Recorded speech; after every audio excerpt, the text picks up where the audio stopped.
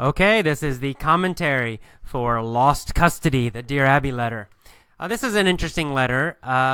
It reminds me of my old social work days before I became an English teacher. I was a social worker, and I had various jobs. I worked with runaway teenagers, homeless teenagers for a while. And I also worked for a short time in a government agency that would deal with custody, right? We would investigate children who had been abused and decide, should the parents have custody, or should the government take custody, or should someone else have custody. To be honest, I hated that job, and I quit pretty quickly. I did not last very long in that job. It was a horrible job. But now I did have some other very nice social work jobs. In general, social work was fine, but that job in particular was pretty terrible, as you can imagine. A lot of terrible situations for the children, and sometimes I didn't agree. I didn't think that the government should take custody of some of the children. Anyway, it really kind of a terrible situation. But anyway, in this letter, we've got this young mother. And she's worried about losing custody of her child, her son. Now, some of the people who write Dear Abby, you will see, they're a little strange. Sometimes the letters, they're kind of funny too, actually, sometimes.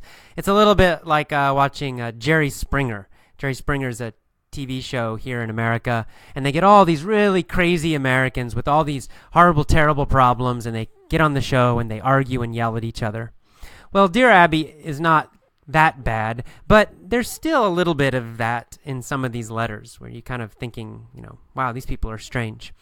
I thought this was strange, for example, when the woman says in the second paragraph, "On our honeymoon, Derek told me if I ever divorced him that he'd make sure he would get custody of our son." So that seems like a bad sign, doesn't it? They're on their honeymoon, they just got married, and already the husband's threatening her and saying he's going to take the son if they get a divorce. Also, from that sentence, I think we can realize that they already had a son when they got married. So she must have gotten pregnant and had the baby before they got married, or else they wouldn't be talking about this on their honeymoon, right? So anyway, that's a bad sign, right? They're on the honeymoon and he's threatening her already, just on the honeymoon. So, bad sign. And then his mother, the mother-in-law, also threatened her, saying, "I'll tell the judge that you're an unfit mother if you ever try to leave my son." So, these are warning signs to me, right? I think if I'm in a relationship and the mother-in-law's threatening me if I leave, and the husband's threatening me if I leave, maybe that tells you something. Maybe this guy's not such a good guy. Maybe other women have left him many times in the past. Maybe both the husband and the mom realize he's a bad guy, and she probably will want to leave in the future. I don't know. That's what I understood when I read that second paragraph. Bad sign.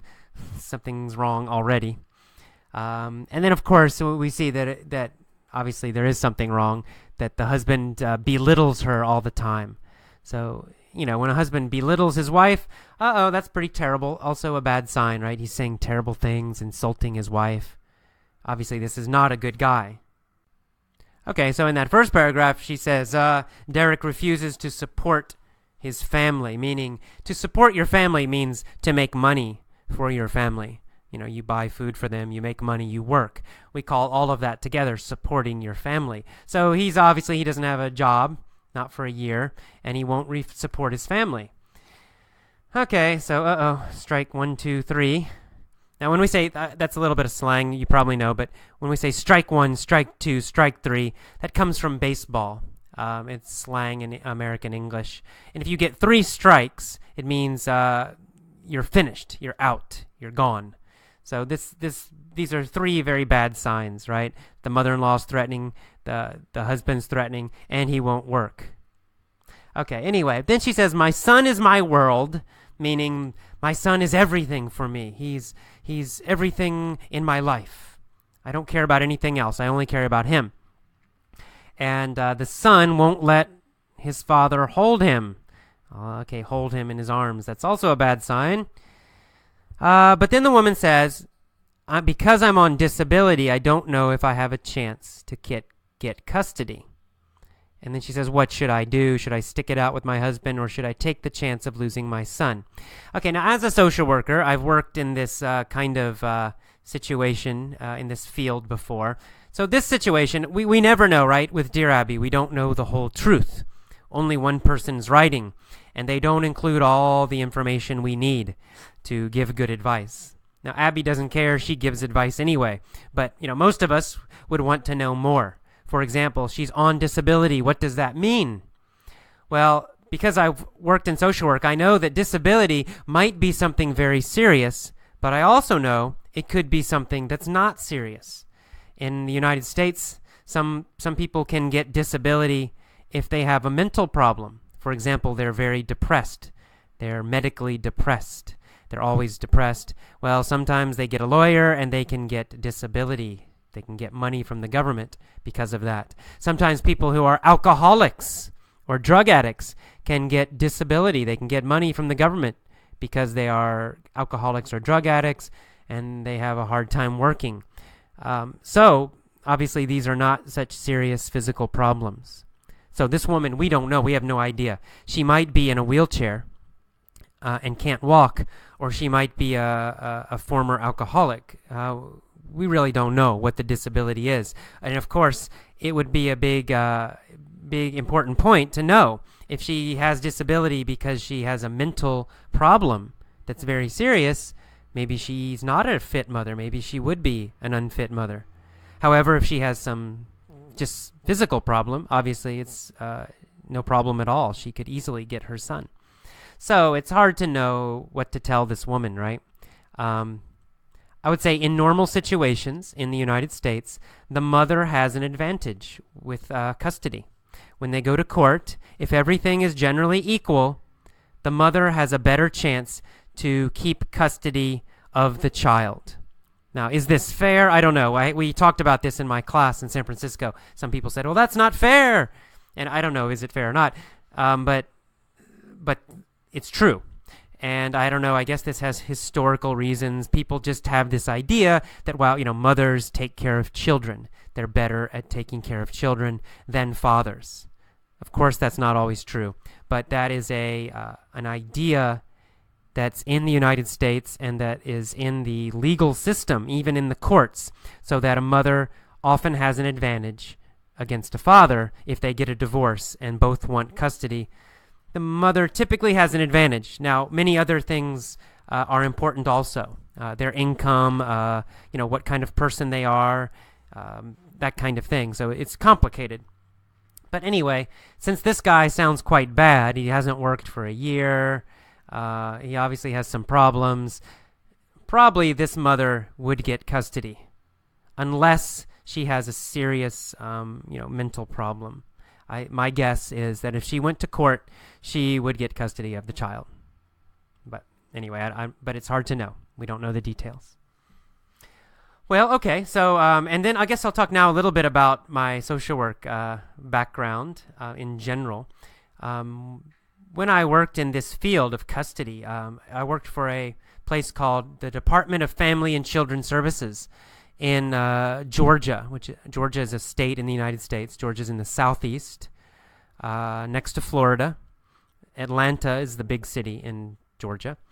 And I got this job because I was desperate for money, to be honest. I had decided, in fact, to live in my car for a while.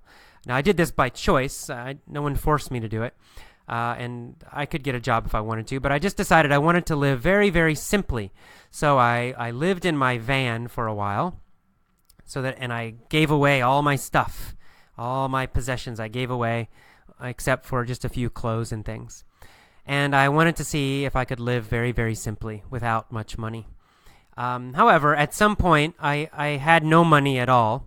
And I decided, I better get a job. I better work a little bit, make some money. And I had a social work degree. I had a master's in social work. This was before I got a master's in teaching English. So it was very easy for me to get a job in social work. And especially the government agencies always need people.